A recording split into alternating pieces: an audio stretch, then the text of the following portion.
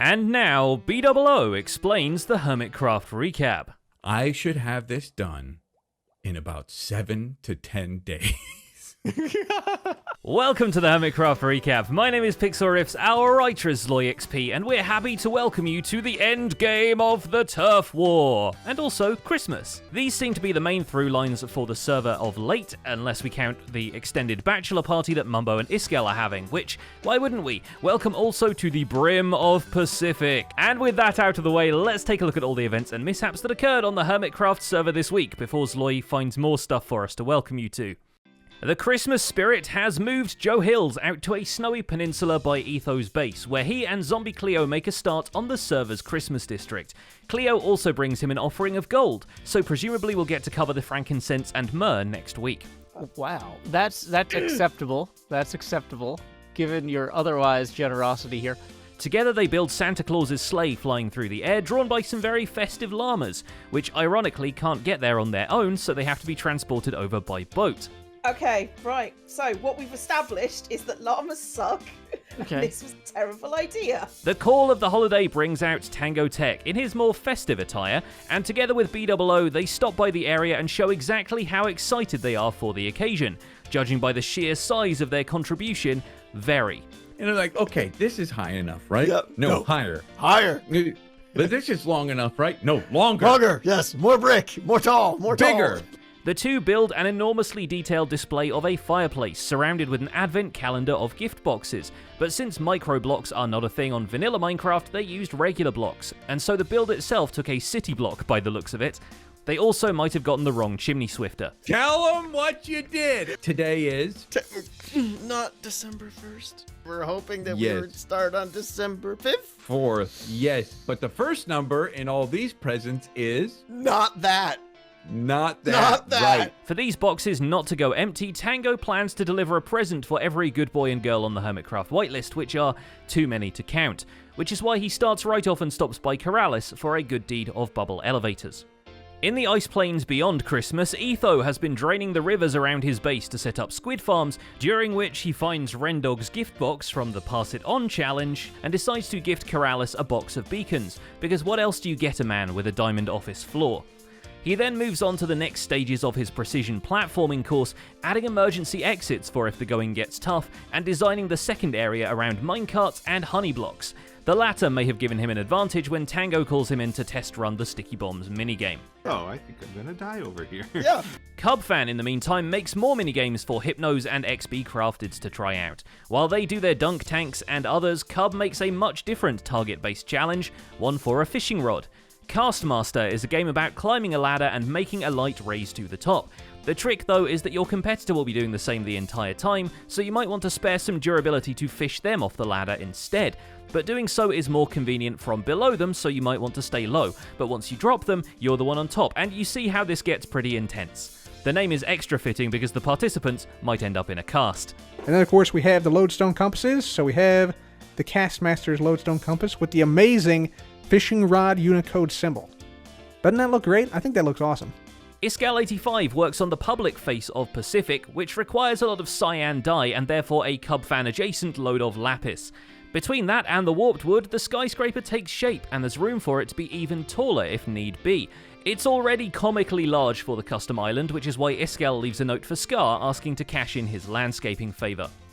The Pacific R&D facility already has a fancy door, but Mumbo decides that door should probably lead somewhere, so he hollows out an industrial-sized space, installs an elevator platform, and returns to his roots by coating everything in smooth stone slabs. Yeah, I mean, that definitely looks industrial. This looks like a hangar. He also does some R&D over at Iskel's Treasure Island game, where the D stands for diamonds and the R stands for regret. And speaking of regret, this. Discovering that composters interact with comparators, ZF rigs onto a Venus flytrap-style superplant that chomps on whatever you feed it in exchange for bone meal. One extra orifice we can't prove isn't a butthole is a secret entrance to where that bone meal is turned into other colours of dye on smaller and friendlier vegetation. That's right, Bone Appetit. I couldn't not. It is such a perfect name for this thing. It's bone, it's eating, it's bone meal, it's got meal in it. Hypnotizd won't need any since he's already established a sheep pen for every colour. The shearing stations from last week have been filled with every kind of a sheep, and the farm itself has been elevated in more than one way, so it got a second story just to look nice and spacious. So the reason why we have that top section on there is not because I was planning on making this farm 2 stories tall. It just felt weird that it was that height, and it felt like it needed to be taller. False Symmetry takes a different kind of barn animal and takes it right into her base, along with a few other farms she could fit into the corners. Stake aside, she'll be farming some quality slime at the very bottom of her base, even if the building for it starts off looking like a dairy product. It is just basically a big slab of cheese, basically red Leicesters in it. With False Labs being back in action, she announces it to the world, but on holographic glass panels and in a made-up language, just in case. But there's more dangerous mobs roaming down by the bedrock, and Xisumavoid finds out it's pufferfish. Because Minecraft is silly sometimes, it turns out, the best place for a fish farm, the live fish one, not the fishing rod kind, is by the bedrock and in a very specific biome, though that second part Azuma discovers only after he's built the farm once. And since he needs the puffers for the potions of water breathing, naturally X jumps right into rebuilding the thing, even trying to farm bucketed tropical fish at first. This comes not without another identity crisis, but unfortunately for the rest of the server, this time around Puffer Azuma comes prepared with a shulker box or 2 of poison that he threatens on anyone not keeping their distance. I got myself as well! He's trying to pick me up with a bucket.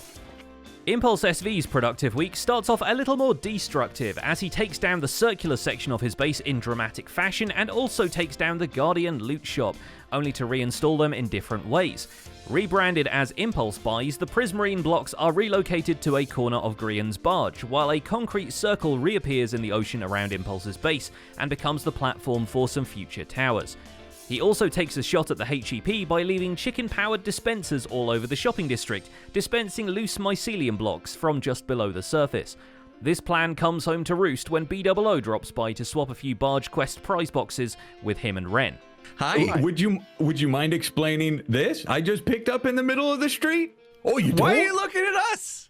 Playing more on the defense, XBcrafted continues the interior of the Mycelium Resistance's base, making sure the Resistance's core values are still on display, and putting up a map to make sure the wall of gravity-affected concrete powder is as unassuming as possible. He's shopping for more concrete himself when Doc M presses the emergency meeting button, and the whole Resistance crew goes directly to jail without passing go.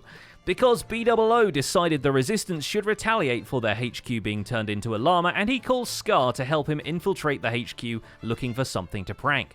Mere seconds after they waltz in through the front door, they're savaged by Evokers and Zoglins, although the Vex seem to ignore Scar entirely and only one Zoglin reported for duty.